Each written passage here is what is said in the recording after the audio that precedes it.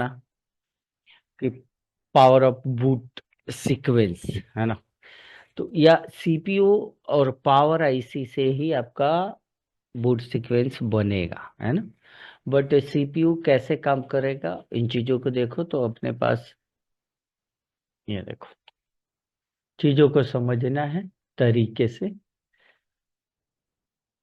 मैं इसको पूरा बड़ा करता हूँ, हाँ? सबसे पहले आप इसका इंटरनल स्ट्रक्चर देखो क्या है। SOC है, MSM8909 है ना। ये सीपीयू का पार्ट नंबर है ना। इसी के थ्रू आपको जो है क्या मिल जाएगा, इसका डेटा शीट मिलेगा। चीजों को पहले देखो, हम लोगों ने पढ़ा है कि CPU is a main controller, है ना। सीपीयू क्या है, हमारे मोबाइल का मेन कंट्रोलर है, जो क्या करता है, सिग्नल को, डेटा को, क्लॉक को, इनेबलिंग्स को क्या करता है, मैनेज करने का काम सीपीयू के द्वारा होता है ना। तो जो डेटा लाइन होता है, क्लॉक लाइन होता है, इनेबलिंग नहीं, ये कम्युनिकेशन लाइन है। कौन सा लाइन है? और कम्युनिकेशन अगर ब्रेक हो गया तो हम एक दूसरे के बारे में नहीं जान सकते। तो सीपीयू को थोड़ा थोड़ा हिंट दीजिए। देखिए सीपीयू ये तो आप समझ गए, है ना। इसके बाद ये आपको देखने को मिल रहा है LPDDR, है ना। तो आपने मोबाइल परचेज किया होगा तो सबसे पहले आप देखते हो सीपीयू, सीपीयू कौन सी है ना। देखते हैं कि स्टोरेज कितनी है, फिर देखते हैं कि रैम कितनी है ना। तो स्टोरेज प्लस रैम इसमें एक ही चिप में दिया हुआ है। इधर आपको दिख रहा है EMMC दिख रहा है ना, और यहाँ आपका रैम दिख रहा है ना। ये दोनों लाइन जो है ना, दोनों लाइन आप देखो तो इसकी सारी कम्युनिकेशन किसके साथ हो रही है। आप देखो ये EMMC है, पहले मैं आपको थोड़ा सा बड़ा करता हूँ, है ना। EMMC के अंदर में देखो क्या है, मेन क्लॉक, है ना।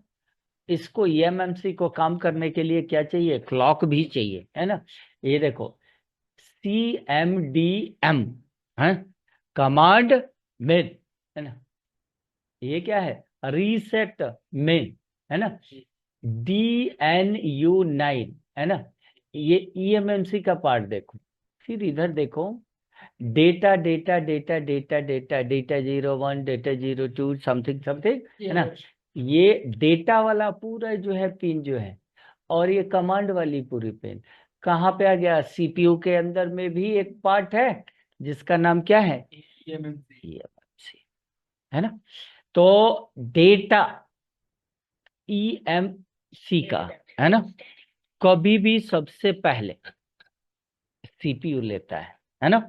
और सीपीयू अपने थ्रू ही कहीं पे सेंड करता है ना।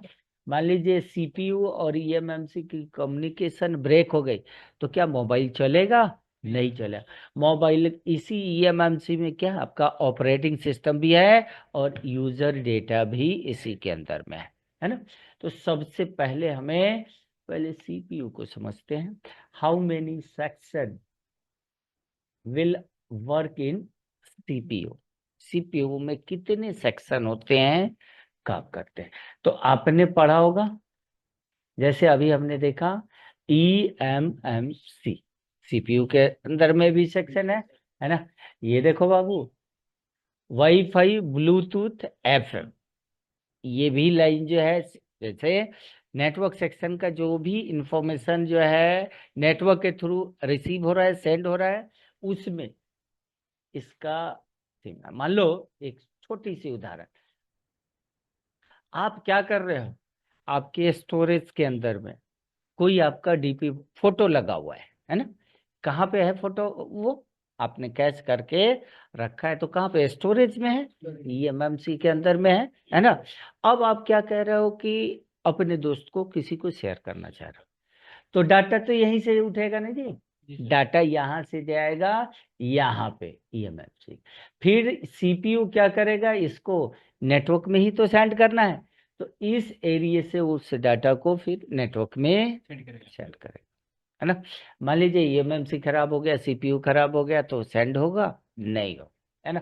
तो वाईफाई हो गया, ब्लूटूथ हो गया, एफएम हो गया, इसके अंदर भी कम्युनिकेशन लाइन होता है। फिर उसके बाद BB, what is a BB, base band, है ना। बेस बैंड क्या है? सिक्योरिटी फाइल है, जो आपके मोबाइल के अंदर में आईएमआई नंबर होता है, मैक एड्रेस होता है, ये सारे एड्रेस इसी के अंदर में होते हैं, है ना। इसके बाद ये क्या है? यूएसबी, यूनिवर्सल सीरियल बस। ये क्या होता है? ये क्या होता है? हाँ, बिल्कुल, डेटा ट्रांसफर करने के लिए ये बात होता है। इसी यूएसबी को, जैसे आप मोबाइल में आओगे, सेम कॉन्सेप्ट है, ये आपका यूएसबी पोर्ट हो गया। इस पे यूएसबी नहीं है, एचडीएमआई। ये देखो यूएसबी पोर्ट है, डाटा ट्रांसफर के लिए ही होता है। सेम कॉन्सेप्ट यहाँ पे भी आ रहा है ना। तो यूएसबी का सेक्शन है, जैसे हम लोगों ने पढ़ा है लास्ट टाइम कि चार्जिंग सेक्शन में क्या होता है, बीबस की सप्लाई होता है, डेटा पॉजिटिव डेटा नेगेटिव होता है। और उस लाइन में प्रॉब्लम आने से क्या होगा, आप मोबाइल में ओएस नहीं डाल सकते हैं, है ना, या कंप्यूटर से अपने मोबाइल को कनेक्ट नहीं कर सकते हैं, ये डेटा लाइन में। तो ध्यान दो, यूएसबी लाइन में आ गए। ये देखो, SMB_I2C_एस सीरियल डेटा, सीरियल क्लॉक, है ना, इनिशियलाइजेशन, है ना, एंड USB HS_DM, है ना, data positive data negative, and USB ID। ये सारी इंफॉर्मेशन कहाँ पे आ रही है?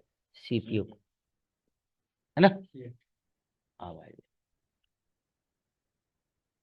क्या है जी? कैमरा, है ना।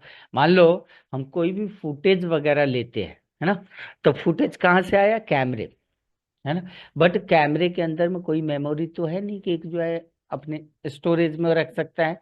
तो कैमरा जो भी फुटेज लेगा वो कहाँ पे भेजेगा? सीपीयू को। सीपीयू कहाँ भेजेगा?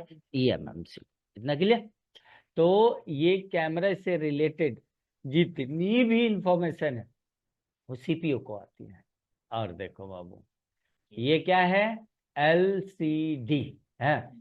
आप कल मीपी मीपी कह रहे थे, है ना। MIPI, है ना, मोबाइल इंडस्ट्री प्रोसेसर इंटरफेस। ये भी क्या है? हमारा डेटा लाइन है ना। जो एलसीडी से यहाँ पे जो ग्राफिक्स वाली जो लाइनें वगैरह होती है ना, वो सारे के सारे 1 2 3 4 5 6 7 8 9 10, 10 लाइनें होती थी ना उसके अंदर में, है ना। कुछ इनेबलिंग्स है ना। तो ये एलसीडी का भी डिपार्टमेंट इसके अंदर में होता है।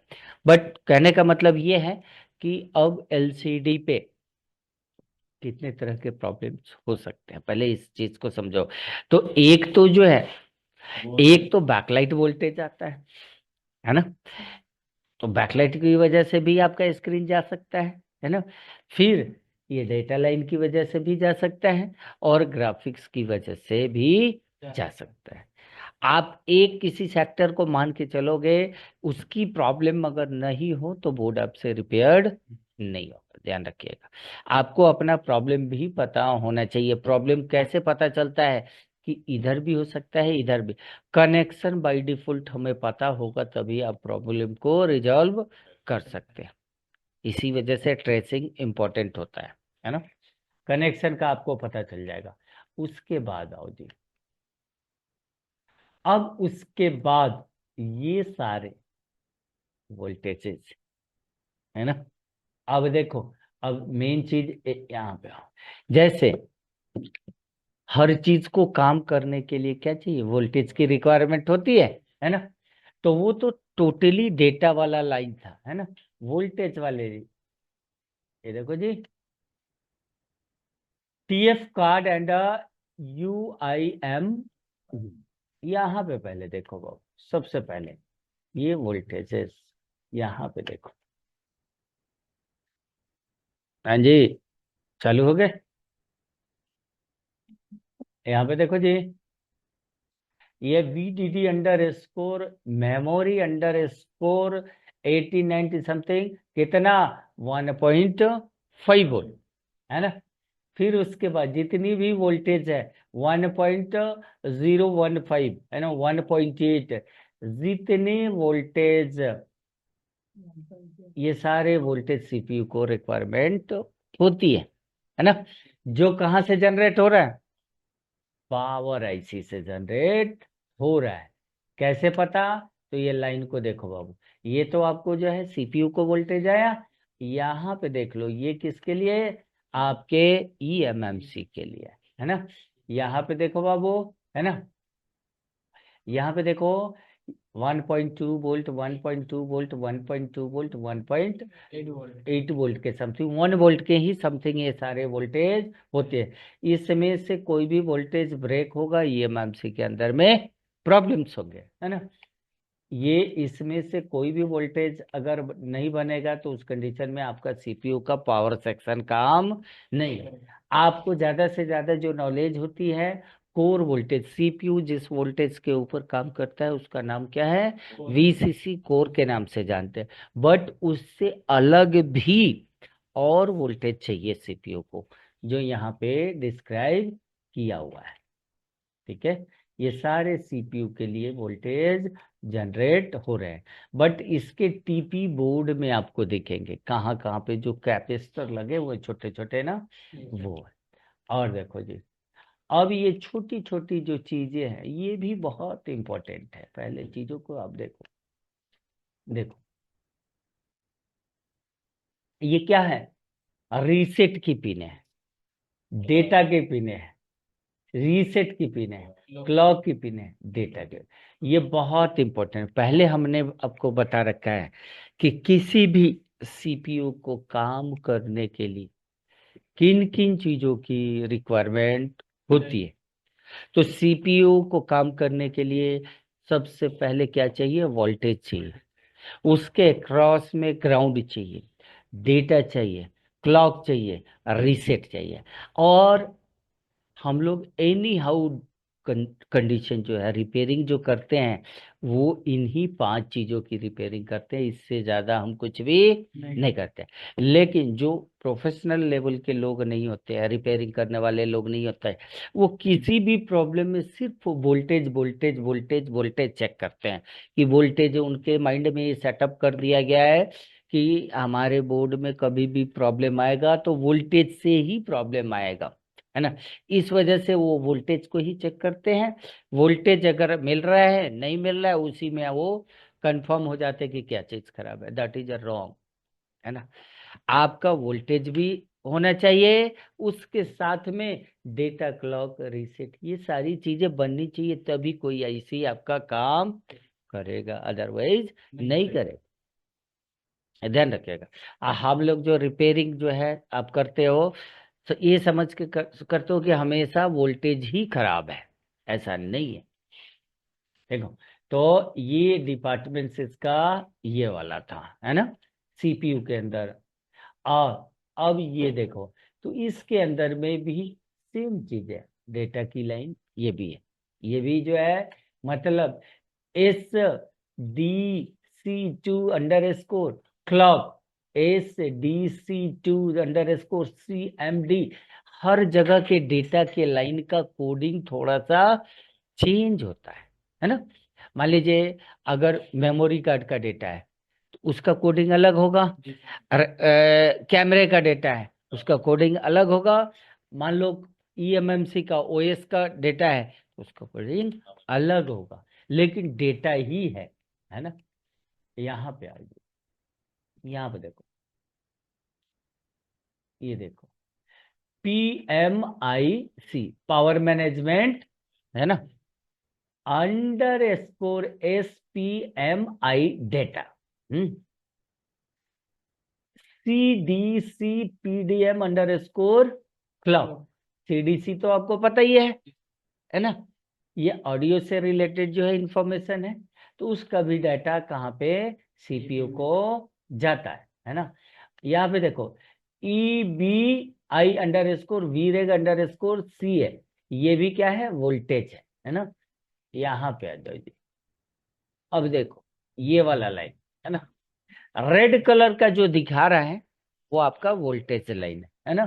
बाकी जो दिख रहा है वो डेटा हो सकता है, क्लॉक हो सकता है, अलग अलग चीजें। यहाँ पे देखो बाबू, यहाँ पे ये क्या लिखा हुआ है, RESIN है ना, रीसेट इन।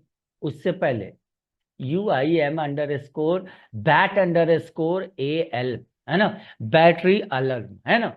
मतलब बैटरी से रिलेटेड कोई भी इंफॉर्मेशन है, इसी अलार्म सिस्टम से सीपीयू को पता चलेगा है ना। PS_होल्ड है ना, PS क्या है, power supply underscore hold. Hold पे कब ले जाएगा, जब चार्जिंग से रिलेटेड कोई इशू हो, है ना। तो ये मैनेजमेंट कौन करेगा, सीपीयू। तो हर चीज को डायरेक्शन देगा ना कि भाई काम करो या ना करो, है ना। स्लीप क्लॉक, हर जगह के क्लॉक के भी नाम अलग अलग हैं, है ना। स्लीप क्लॉक, जो सीपीयू को क्लॉक मिल रहा है वो स्लीप क्लॉक। CXO, एक्सओ क्या है, क्रिस्टल की फ्रीक्वेंसी है ना। तो CXO_इनेबल, क्रिस्टल को इनेबल करने वाला ये सिग्नल होगा, है ना। WLAN_XO है ना, wifi, WLAN local area network है ना, उसको भी क्या चाहिए, क्लॉक फ्रीक्वेंसी चाहिए, है ना। तो ये यहीं से मिलेगा, यहीं से मिलेगा। अब सीपीयू के अंदर में इतने सारे डिपार्टमेंट्स काम करते हैं, है ना। सीपीयू और ईएमएमसी के अंदर में इसके जो है वोल्टेज लाइन ये, और बाकी जो डेटा क्लॉक की लाइन है वो सारी चीजें आपको इसमें दर्शाएगा। अब सीपीयू के, अब देखो अगर आप देखोगे कि there are 3 main controller in mobile, है ना। आपको देखने से क्या पता चला, ये हमारा सीपीयू हो गया, ये हमारा पीएम हो गया, ये हमारा ईएमएमसी हो गया, है ना। 3 ही कंट्रोलर से पूरा बोर्ड आपका जुड़ा हुआ है। इसी तीनों कंट्रोलर से पूरा बोर्ड का कनेक्शन होता है, चाहे जो कुछ भी हो, ठीक है। अब देखो छोटा सा एक और चीज देख लो, यहीं से आपको बहुत सारा कॉन्सेप्ट क्लियर हो जाएगा। देखो ये तो आप लोग जानते हो ना, क्या है, यूएसबी कनेक्टर क्या होता है जी, ये क्या होता है, मोबाइल की लैंग्वेज में बात करें तो चार्जिंग कनेक्टर है ना। यही से हमारा मोबाइल क्या होगा, हाँ, चार्जर कनेक्ट, चार्जर यहीं पे लगेगा ना मेरे भाई। चार्जर में हमने पढ़ा है बी बस की लाइन होती है, डेटा पॉजिटिव डेटा नेगेटिव की लाइन होती है, PID की लाइन होती है। तो बी बस में हमने आपको कुछ बता रखा है पहले, अगर याद करें, यहाँ से निकलेगी सप्लाई, ये लाइन कितने वोल्ट की होती है, 5 वोल्ट की होती है। ये लाइन कहाँ पे आती है, थोड़ा बहुत आप जानते हैं, चार्जिंग आईसी में आती है ना। यहाँ पे देखो क्या, यूएस BBUS_USB_चार्जिंग है ना, ये चार्जिंग आईसी में आ गया। अब चार्जिंग आईसी रिस्पॉन्ड करेगा यहाँ पे, क्या हमने पहले ही बताया था आपको, बी बस मिलने के बाद क्या क्या बनाएगा, BPH बनाएगा। और यहाँ पे देखो बाबू, BAT+B बनेगा, चार्जिंग आईसी से, है ना, बैटरी के लिए। मान लो ये चार्जर भी लगा हुआ है, बैटरी भी लगा हुआ है, तो इस कंडीशन में क्या होगा, बैटरी चार्ज होगा ना जी, है ना। और ये चार्जर नहीं लगा हुआ है, तो उस कंडीशन में हमारा मोबाइल कैसे चलेगा, बैटरी से चलेगा। तो दैट कंडीशन, यहाँ से बैटरी वोल्टेज कहाँ जाएगा, चार्जिंग आईसी को जाएगा, और चार्जिंग आईसी उस कंडीशन में भी क्या जनरेट करेगा, BPH जनरेट।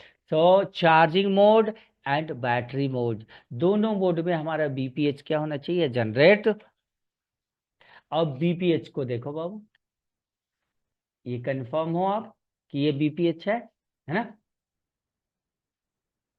तो यहाँ पे देखो, यहाँ से ये लाइन आया और कहाँ पे आ गया बाबू, पावर आईसी के अंदर में।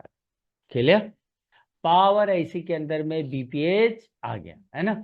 यहाँ पे देखो, और यहाँ पे फिर क्या लिख दिया, B bat underscore BPH underscore PW, मतलब बैटरी वोल्टेज भी हो सकता है और बीपीएच, दोनों सेम ही है ना। अब आ जाओ। अब जैसे चार्जर लगाओगे, चार्जिंग आईसी आपके पावर आईसी को बता दिया USB under score in, charger लग चुका है ना।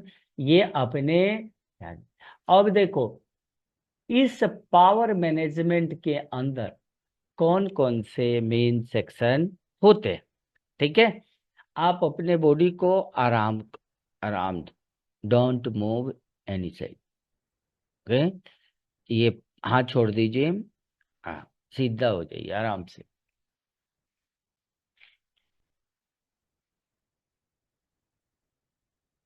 तो सबसे पहले चार्जिंग आईसी के अंदर कौन से रेगुलेटर है, linear regulator. Before I tell you how many types of regulator, there are two types of regulator, linear regulator and दूसरा कौन,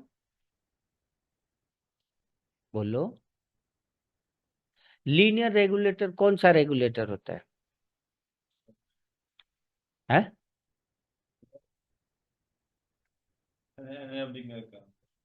हम्म, देखो एक इसके अंदर का डिपार्टमेंट है लीनियर रेगुलेटर। ये रेगुलेटर किन किन चीजों को मैनेज करती है, तो इस रेगुलेटर को सबसे पहले पावर आईसी के अंदर में जो लीनियर रेगुलेटर है उसको इनेबल होने के लिए कौन सी सप्लाई चाहिए, बीपीएच चाहिए। बीपीएच, इस लीनियर रेगुलेटर का इनपुट कौन सा है, बीपीएच है। इसका मतलब बीपीएच 3.7 से अपर देन होना चाहिए, है ना। बीपीएच मिला, और इन चीजों को देखो, बैटरी टेम्परेचर भी ले रहा है, बैटरी आईडी भी ले रहा है, ये बैटरी थर्मल भी ले रहा है ना, बैटरी सेंस भी ले रहा है ना, और थर्मिस्टर की भी इंफॉर्मेशन इसके अंदर आ रही है ना। कहने का मतलब कि चार्जर और बैटरी दोनों की इंफॉर्मेशन आपके पावर आईसी के लीनियर रेगुलेटर के पास में होती है ना। मान लीजिए चार्जर से खराबी आएगा तो भी बोर्ड बंद हो जाएगा, बैटरी से आएगी तो भी बोर्ड बंद हो जाएगा, है ना। तो लीनियर रेगुलेटर में BPH, battery temperature, battery ID, thermal and battery sense, है ना, ये सारी चीजें होती है। हो गया, देखिए अब समझिएगा चीजों को। पहले हमने चार्जर लगाया, चार्जर लगाने के बाद बैटरी को क्या मिला, बी बस मिला। बी बस के क्रॉस में बी बैट प्लस बीपीएच बनना चाहिए, क्लियर। जब चार्जिंग आईसी पे ये वोल्टेज बना तो बीपीएच कहाँ गया, पावर आईसी के अंदर में गया, किसके, लीनियर रेगुलर।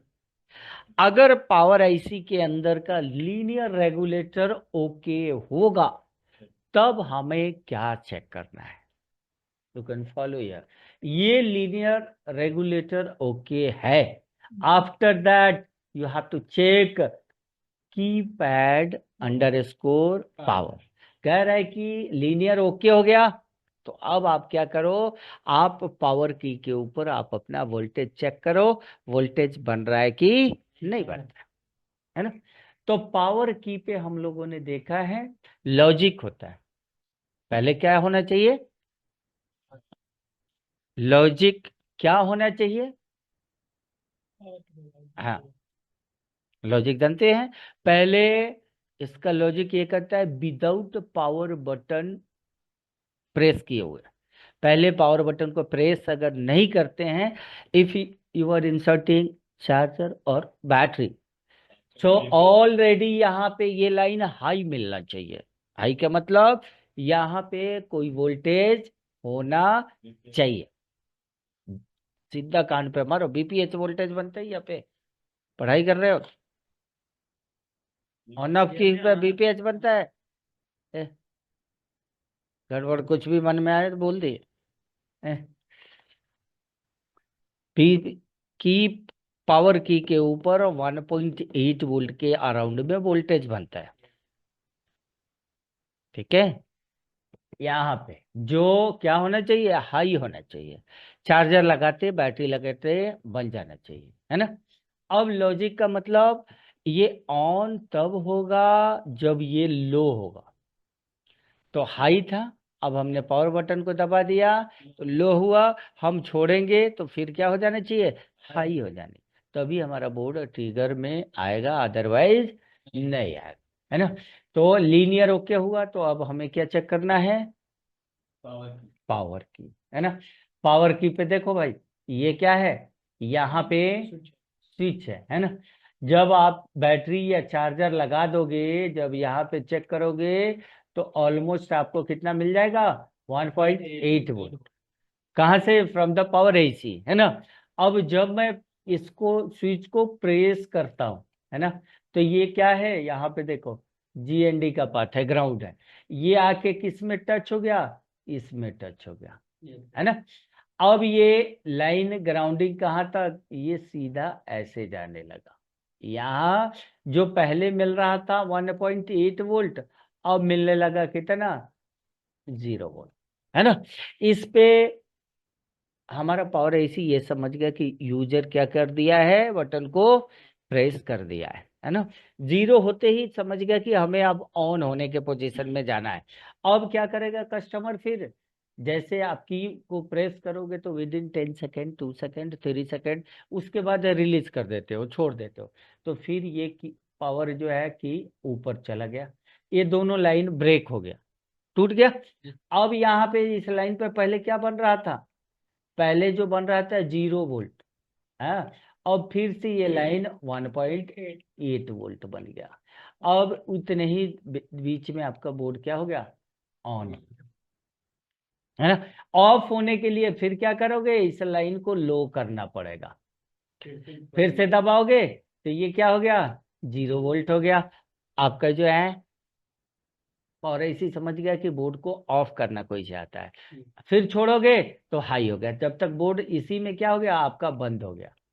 और फिर उसके बाद बोर्ड ये यहाँ पे कितना हो गया, 1.8। तो 1.8 जब तक रहेगा, या तो उसी से बोर्ड को ऑन किया जाएगा, उसी से बोर्ड को ऑफ किया जाएगा। बात को समझे। ये लॉजिक बनने के बाद अब पावर आईसी को क्या चाहिए,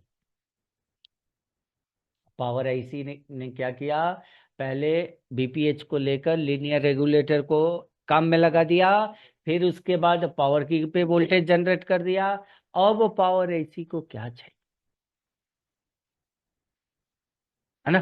तो पावर आईसी को यहां से अब क्या चाहिए, क्रिस्टल फ्रिक्वेंसी चाहिए, क्लॉक सिग्नल चाहिए, है ना। ध्यान रखिए, यहाँ पे लाइन देखो, ये क्या लिखा हुआ है, एक्स ओ, एक्स क्रिस्टल को डिनोट किया जाता है ना, एंड क्लॉक, है ना। यहाँ पे देखेंगे, फिर यहाँ पे देखो, तो यहाँ पे देखो, X O under score THERM, है ना। इस लाइन से, है ना, क्रिस्टल का यहाँ से एक देखो इनपुट जा रहा है ना। मतलब इस लाइन से क्या किया गया, क्रिस्टल को ऑन करने की कोशिश की गई, है ना। और इस लाइन से क्रिस्टल की फ्रीक्वेंसी जनरेट होगी, है ना।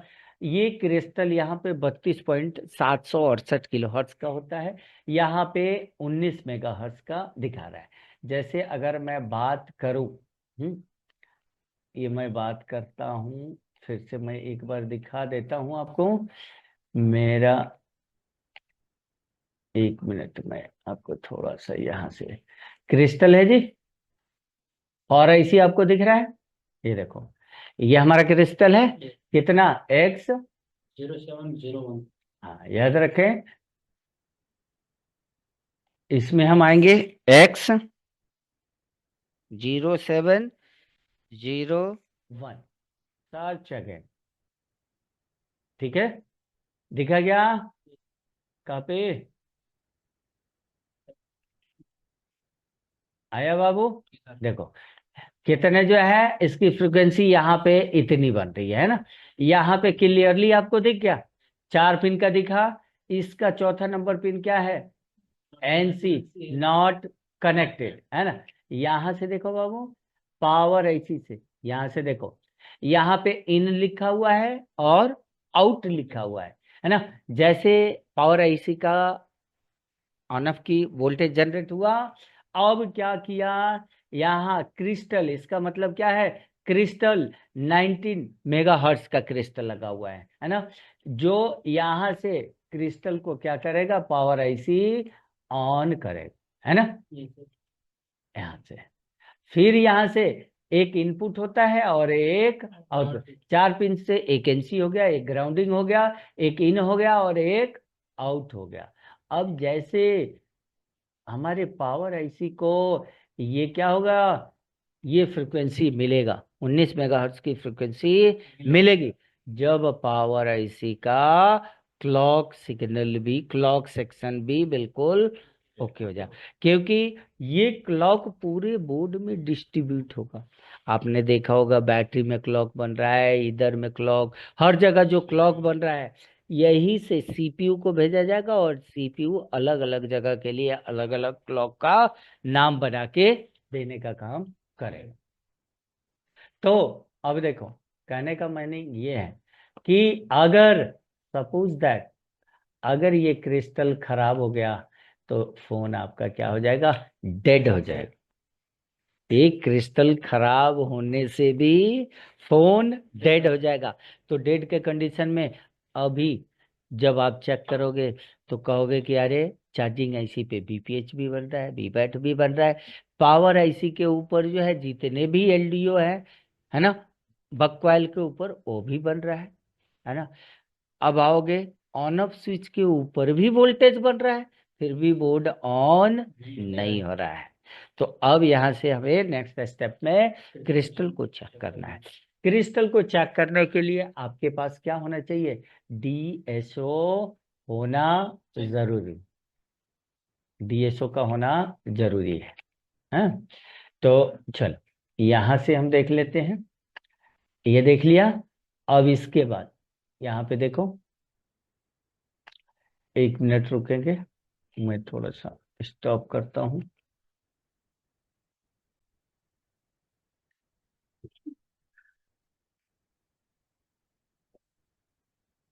चलो चलो आ जाओ, यहाँ पे आ जाओ। तो ये भी डेड हो सकता है ना, क्रिस्टल की वजह से भी आपका डेड के कंडीशन में चला जाएगा। यहाँ पे देखो,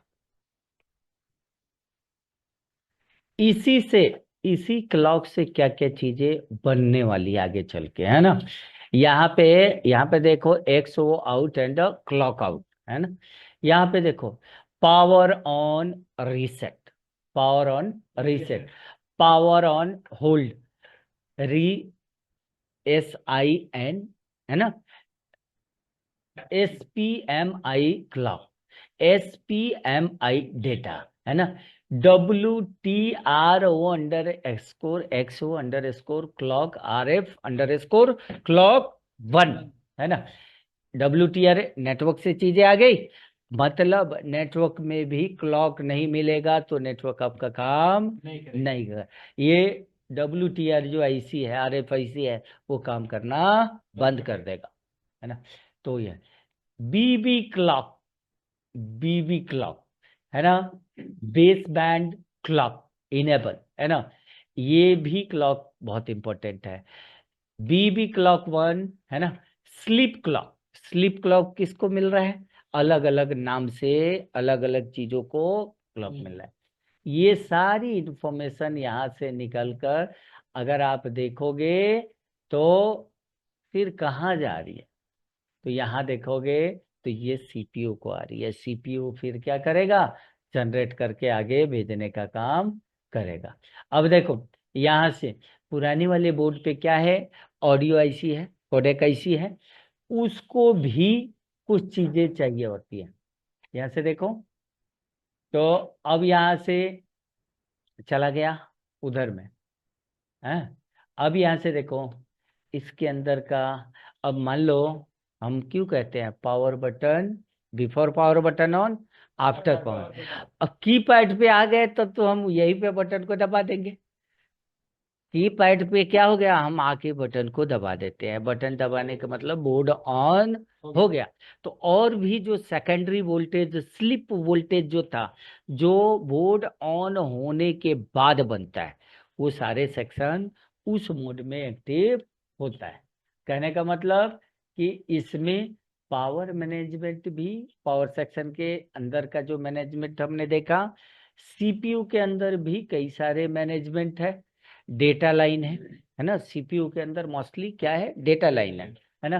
डिस्प्ले का लाइन है, कैमरे का लाइन है, यूएसबी का लाइन है, हर लाइन अलग अलग दिखा रहा है ना।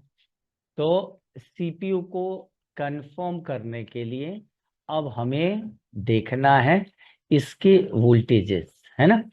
तो चलिए, अब हम आते हैं, ये क्या है जी, एसओसी है ना, ये है। या फिर हम लोग आते हैं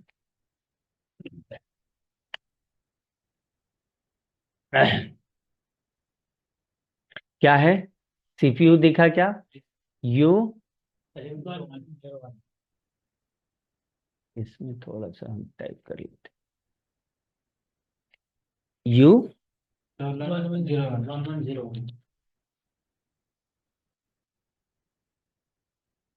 आ गया। हम्म, कल हम लोगों ने देखा था ना, कल देखे थे ना, ये सारी चीजें तो हमने दिखाया था। A block, B block, C block, है ना। जो सीपीयू का पावर सेक्शन है, वो देखा था क्या, देखा था, बोलो मेरे भाई, सीपीयू का पावर सेक्शन देखे थे क्या, नहीं, भूल भी नहीं सकते। ये है ना। अब देखो, ये कंट्रोल सेक्शन है, हमें इसका पावर सेक्शन देखना है ना।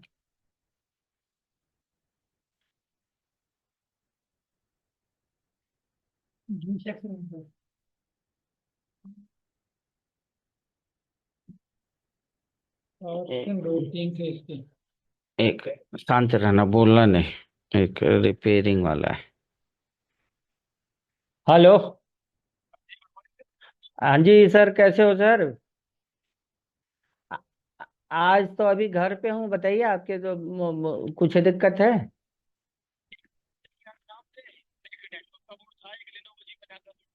क्या प्रॉब्लम।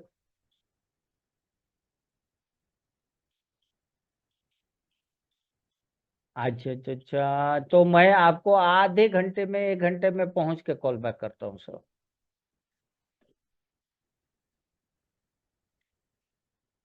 ठीक है ठीक है ठीक है।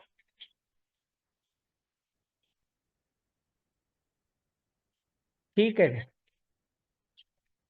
ठीक है ठीक है सर। लैपटॉप किसी के पास आए हुए रिपेयरिंग के लिए, दुकानदार है, इसने मेरे से लड़के मांगे हैं। लेकिन लैपटॉप का बंदा अभी है ही नहीं कोई, 12-14 हज़ार रुपया देता है अभी। स्टॉप किया था कि नहीं। चलो, यहाँ पे देखेंगे, अभी हम इसके पावर सेक्शन को देखेंगे, है ना।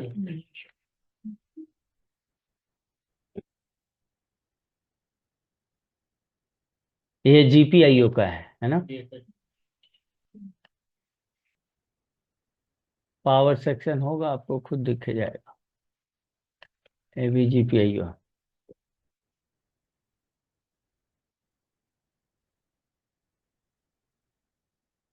अभी भी नहीं है, थोड़ा सा देख लेते हैं। ये WTR वाला जो क्लॉक जा रहा था ना, वो वाला लाइन है, अभी देखते हैं।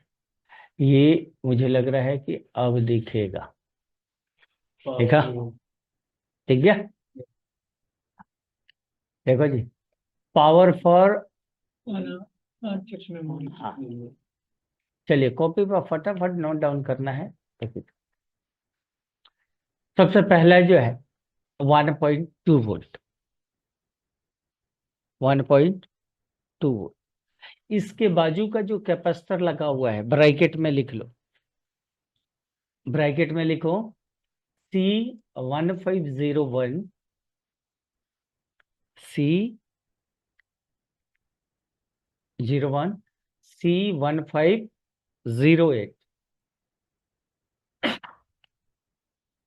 ठीक है, अब आइए, एक इधर देखो बाबू, है ना, ये लिखो 1.2 वोल्ट, दूसरा लिखो, इसका टीपी है, टेस्टिंग पॉइंट जो है सी, हाँ, C1560।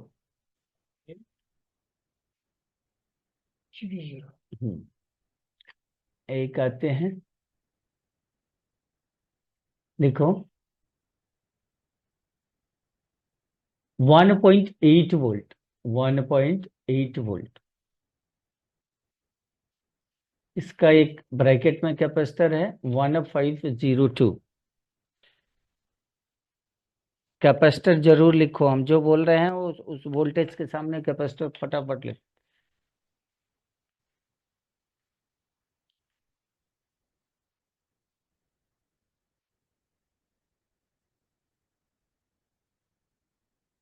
ठीक है,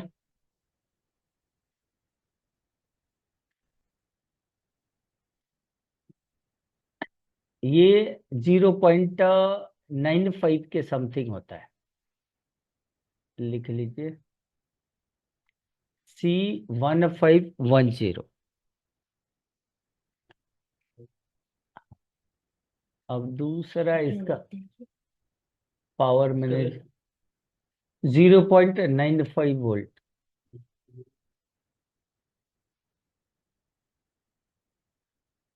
ये वीरेग है, वही वाला 1.2 वाला ही लाइन है ना।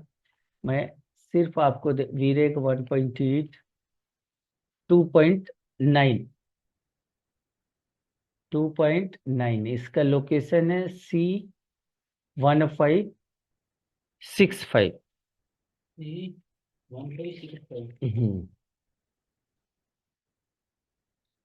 वीरेग वाला ही है ये। 1.8 लिख लिखे आया है आपने, 1.8 लिखा है। सर। चलो, फिर यहाँ पे आ 1.5, ये तो हो गया है। चलो, मैं आपको थोड़ा सा लेआउट पे लेकर आता हूँ। ये हमारा सीपीयू है। अब इसके वोल्टेजेस जो आप देख रहे हैं, ये छोटे छोटे कैपेसिटर, इसी में से कहीं ना कहीं आपको देखने को मिलेगा।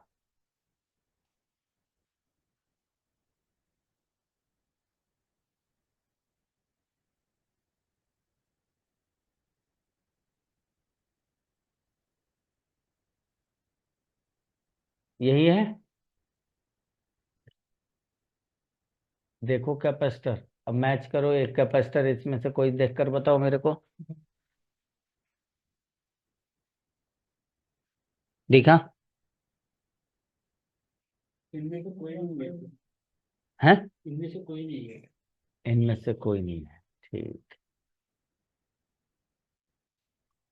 चलना बोलना थोड़ा सा। C1501। C1501 पीछे के साइड में है। अब देखो, यहाँ पे सारा कैपेसिटर आपको मिल जाएगा। बोर्ड कहाँ पे है, 5A का, कल जो हम लोग ने लिया था, ये है ये, हाँ हाँ। अरे पहले देखो वहां पे मिला क्या, मिला, है ना। चलो, मल्टीमीटर को वी रेंज पे सेलेक्ट करो। और चेक करो, एक तरफ से बीप आएगा, एक तरफ से बीप नहीं आना चाहिए। ये तो तो अभी वो थोड़ा अभी तो तुमने बोला कि मेरा हो गया सर, मिल गया, अब कह रहे हो जूम आउट करो।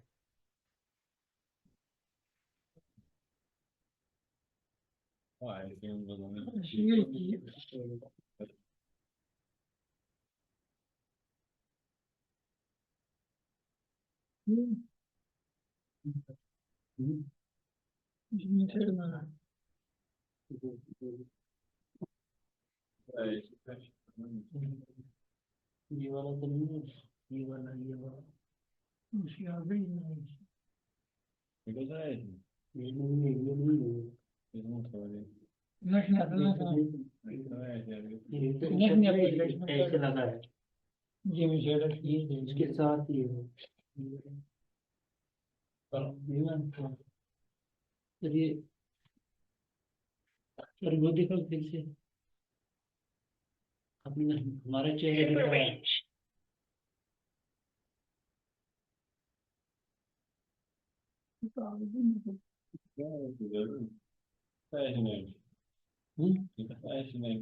एक सेकंड में कह रहे हो मिल गया, एक सेकंड में कह रहे यहाँ पर मिल गया था वो। हो।